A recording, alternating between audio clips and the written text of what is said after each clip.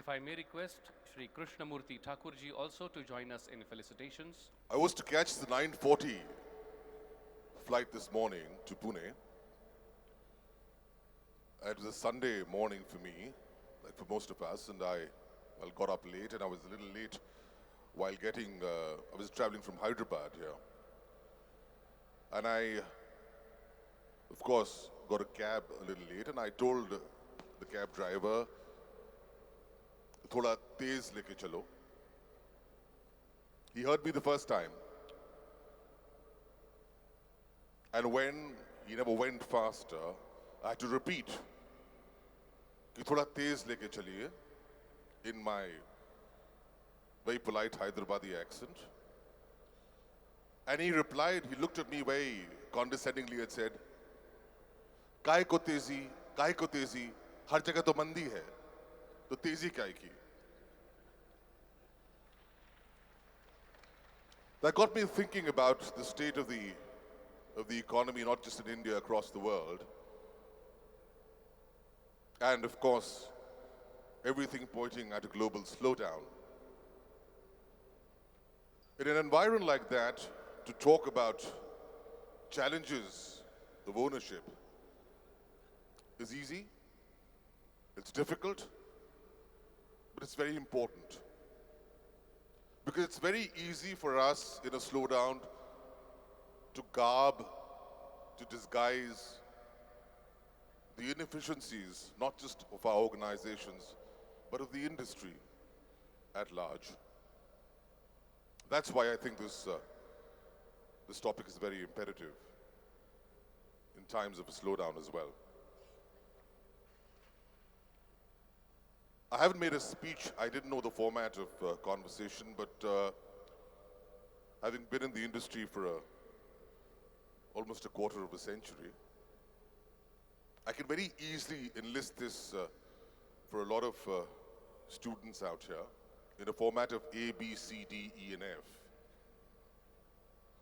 where A stands for advertising, B stands for benchmarking, C stands for center, the government,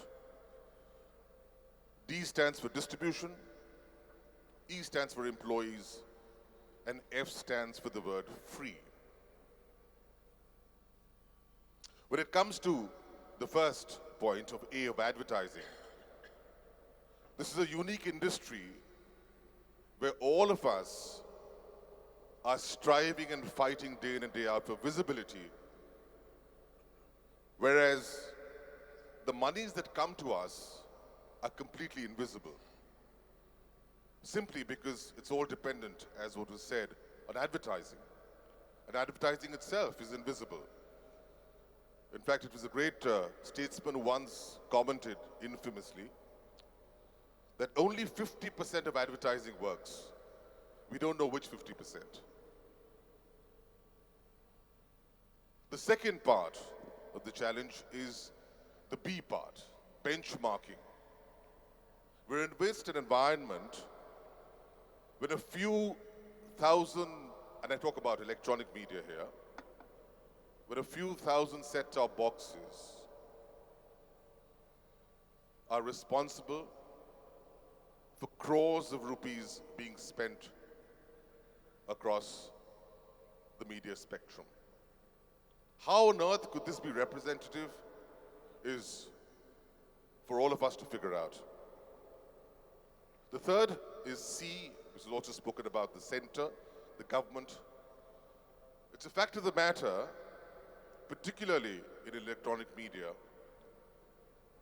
that it's supposed to be that the government and media of course the fourth estate, we work hand in glove, but there is a dichotomy, because the stronger the government, the weaker the media. And the weaker the government, the stronger gets media.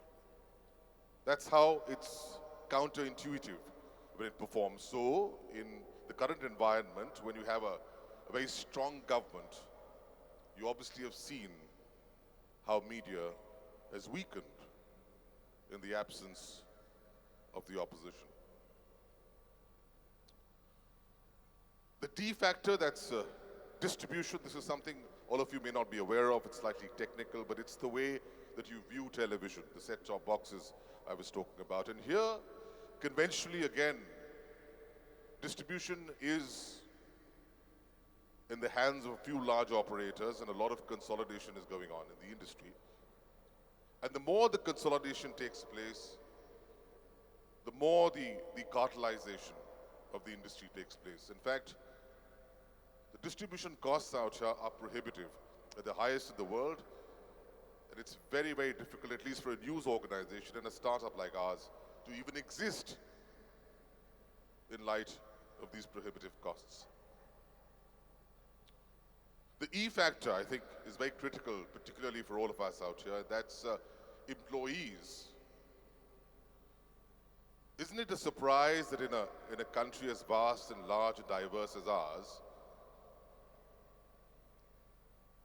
where we have several hundred publications, several hundred news channels disseminating news day in and day out, we don't have a single institute of repute. We don't have an IIM. We don't have an IIT for media.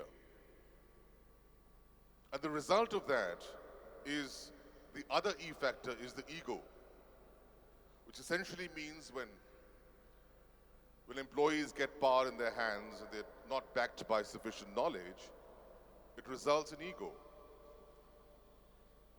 And the ego results in what you see on television these days. When the host is not just the host, he becomes the guest as well. And he controls the entire program.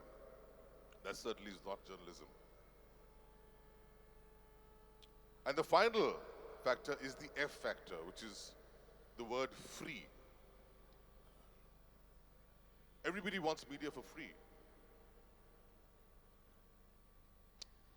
In fact, I was in conversation, one of my consultants had come to me yesterday and said that, they wanted to cover a program on McDonald's.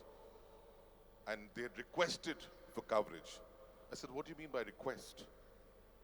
If I go to McDonald's and request for a burger, will they give it to me without me paying for it? So why is this assumption of request? Why is there no recognition that there is a cost involved in production as well as dissemination of media? As I told you, as an anchor, we hardly speak less. But thank you so much for your time.